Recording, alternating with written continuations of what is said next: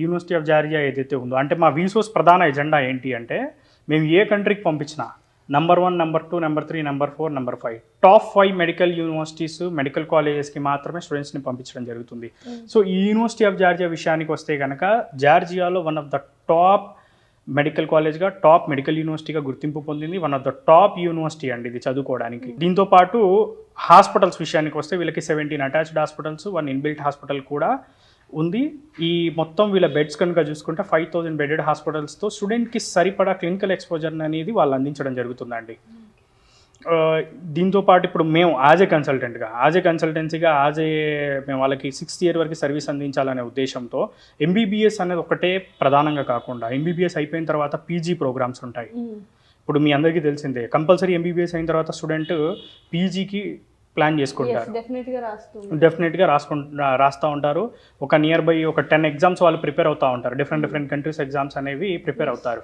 ఇందాక సార్ చెప్పినట్టుగా కూడా చూసుకుంటే ఇప్పుడు మన సిలబస్ యూఎస్ఎంఎల్ఈకి ఈక్వలెంట్గా ఉంది. ఇండియా యొక్క నేషనల్ మెడికల్ కమిషన్ ఏదైతే రికమెండ్ చేస్తుందో దానికి సరిపడా సిలబస్ ఉంది కాబట్టి నెక్స్ట్ ఎగ్జిట్ ఎగ్జామ్కి సెకండ్ సెమిస్టర్ నుంచి మేము అనేది ఆన్ క్యాంపస్ కోచింగ్ అనేది మేము ప్రొవైడ్ చేస్తున్నాం. కానీ మేము ఇచ్చే సలహా ఏంటి అంటే ఫస్ట్ ఇయర్ నుంచి 6th ఇయర్ వరకు ఏదైతే సిలబస్ ఉందో ఆ సిలబస్ జాగ్రత్తగా చదువుకోవాలి. అది చదువుకుంటేనే స్టూడెంట్ మిగతా ఎగ్జామ్స్ క్రాక్ చేయగలుగుతారు. కానీ అది చదువుకోకుండా నేను ఏదో కోచింగ్ తీసేసుకొని నేను ఫౌండేషన్ లేకుండా ఇప్పుడు నేను కోచింగ్ తీసేసుకొని నేను ఎగ్జామ్ కొట్టేస్తానంటే అది ఇంపాసిబుల్ అండి. అది కూడా ఎంబీబీఎస్ మంచి యూనివర్సిటీస్కి వెళ్ళి ఒక మంచి ఇన్ఫ్రాస్ట్రక్చర్ ఉండి మంచి ఫ్యాకల్టీ ఉన్న యూనివర్సిటీస్కి వెళ్తే వాళ్ళు మంచి ఎక్స్పోజర్ని పొందుతారు, బాగా చదువుకుంటారు. ఇప్పుడు యూనివర్సిటీ మంచిదైందంటే ఓకే అండి.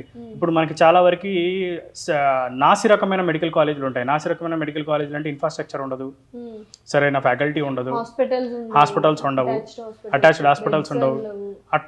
కొన్ని యూనివర్సిటీస్ అయితే 20,000, 30,000 వరల్డ్ ర్యాంక్ ఉన్న యూనివర్సిటీస్ ఉన్నాయండి. దానికి కూడా మనకి ఇక్కడ ప్రమోట్ చేసే వాళ్ళు ఉన్నారు. ఏదైనా కానీ ఎప్పుడైనా ఆ కంట్రీ ర్యాంక్స్, వరల్డ్ ర్యాంక్స్ కూడా మనం వెరిఫై చేసుకోవాల్సి ఉంటుంది. మంచి ఇన్ఫ్రాస్ట్రక్చర్ ఉన్న యూనివర్సిటీకి వెళ్తే ఎంబీబీఎస్ బాగా చదువుకుంటాడు. ఎప్పుడైతే స్టూడెంట్ ఎంబీబీఎస్ బాగా చదువుతాడో నెక్స్ట్ ఏదైతే హయ్యర్ ఎడ్యుకేషన్ ఈజీ అవుతుంది. ఆ తర్వాత ఏదైతే మీరు ఇందాక అడిగినట్టుగా నెక్స్ట్ ఎగ్జిట్ ఎగ్జామ్ ఉంది, నెక్స్ట్ ఎగ్జిట్ ఎగ్జామ్లో వచ్చే సిలబస్ ఎంబీబీఎస్లో ఉన్న సిలబసే కాబట్టి యూజీ సిలబసే ఉంటుంది. కాబట్టి ఆ నెక్స్ట్ ఎగ్జిట్ ఎగ్జామ్ అనేది స్టూడెంట్కి ఈజీ అవుతుంది. తర్వాత యూఎస్ఎంఎల్ఈ కనుక చూసుకుంటే దానికి మనం కోచింగ్ అనేది ప్రొవైడ్ చేస్తాం. అక్కడ మా స్టూడెంట్స్ అందరికి కూడా Canadian medical council, Australian medical council ఉంది ఈ ఎగ్జామ్స్కి, న్యూజిలాండ్ ఎగ్జామ్స్కి. ఇప్పుడు Australian medical council, Canadian medical council కనుక చూస్తే అది మన ఇండియా నెక్స్ట్ ఎగ్జిట్ ఎగ్జామ్ ఇప్పటివరకు అయితే ఇండియన్ గవర్నమెంట్స్ చెప్తున్న ప్యాటర్న్స్ ఉన్నాయో లేకపోతే ఇండియన్ గవర్నమెంట్స్ ఏదైతే చెప్తున్నారో దాంతో కంపేర్ చేసుకుంటే ఆ కెనడాది కానీ లేకపోతే ఆస్ట్రేలియాది కానీ అది ఈజీలా ఉంది ఎగ్జామ్ అది. కాబట్టి దాన్ని క్లియర్ చేసుకొని వెళ్దాం అనుకున్న స్టూడెంట్స్కి అది చాలా ఈజీగా ఉంటుందండి.